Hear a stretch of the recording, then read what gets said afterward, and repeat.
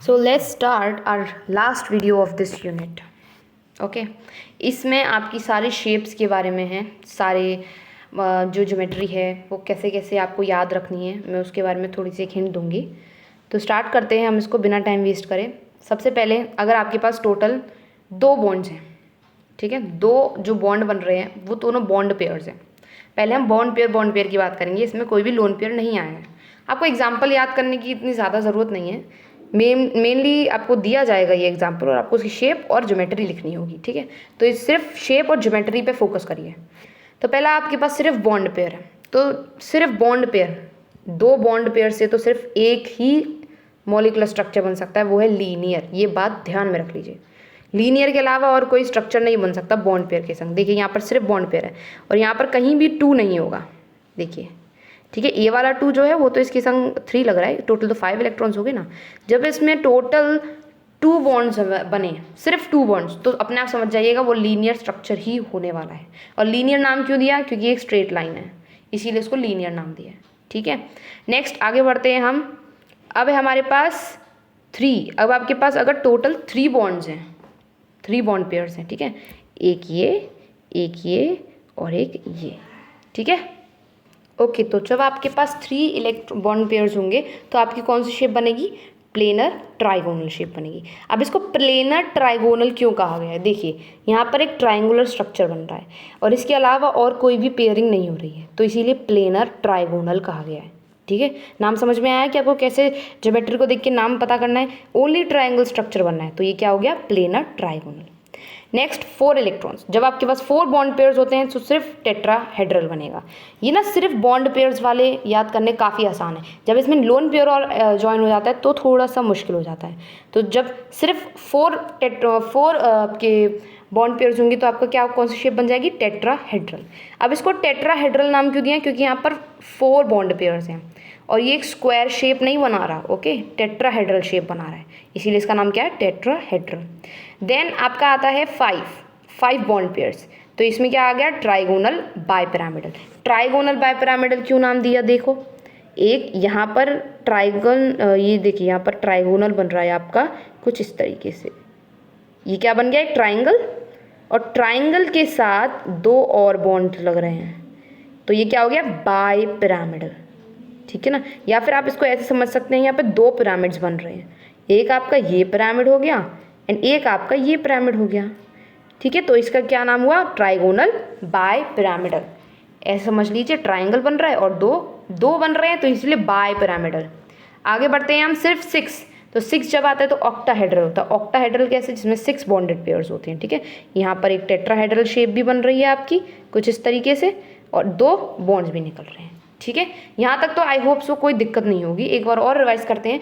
जब 2 bond pairs होते हैं तो लीनियर शेप, जब 3 बॉन्ड पेयर्स होते हैं तो प्लेनर ट्राइगोनल, जब 4 बॉन्ड पेयर्स होते हैं तब tetrahedral, 5 bond pairs trigonal bipyramidal, 6 bond pairs octahedral. Is it clear? अब असली चीज़ यहाँ से शुरू होती है। अब आपके पास टोटल 5 हैं, जिसमें से 4 बॉन्ड पेयर्स हैं और एक लोन पेयर है, तो इसका नाम क्या हो जाएगा? सी-सॉ।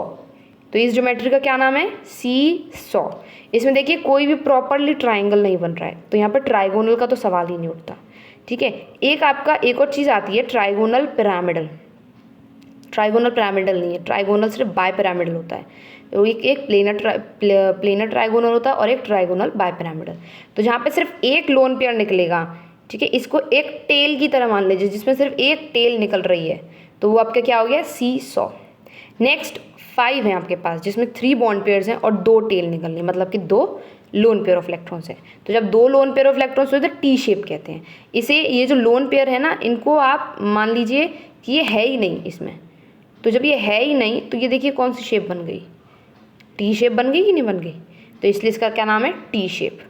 नेक्स्ट 3 आपके बॉन्ड पेयर्स हैं, जिसमें कि 2 बॉन्ड पेयर्स हैं, जिसमें कि 3 आपके लोन पेयर हैं। अब इधर देखिए, अब यहाँ पर अगेन लीनियर पेयर आ गया।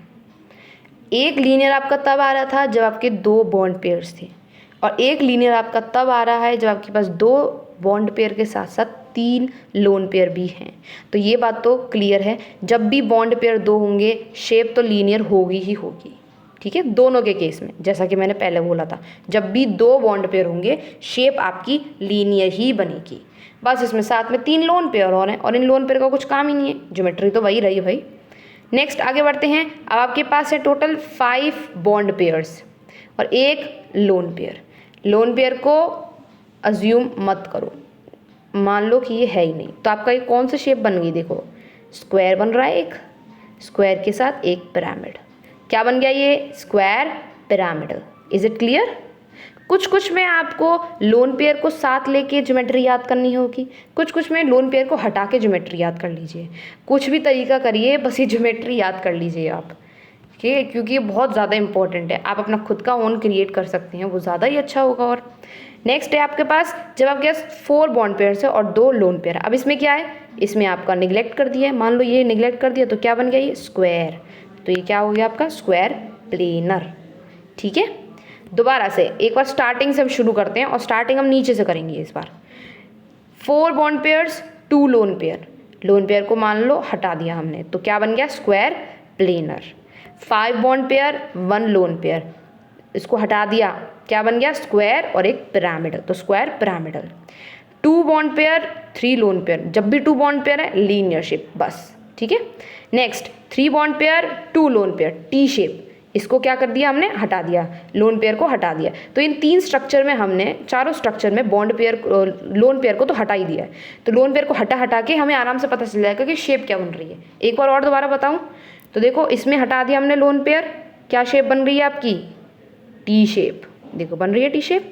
इसमें हटा दिया लोन पेयर्स, क्या शेप बन रही है आपकी लीनियर। और नीचे पहुंचते हैं हम, इसमें हटा दिया हमने लोन पेयर, क्या शेप बन रही है आपकी स्क्वायर पिरामिडल। इसमें हटा दिया हमने लोन पेयर, क्या शेप बन रही है square planar. Is it clear?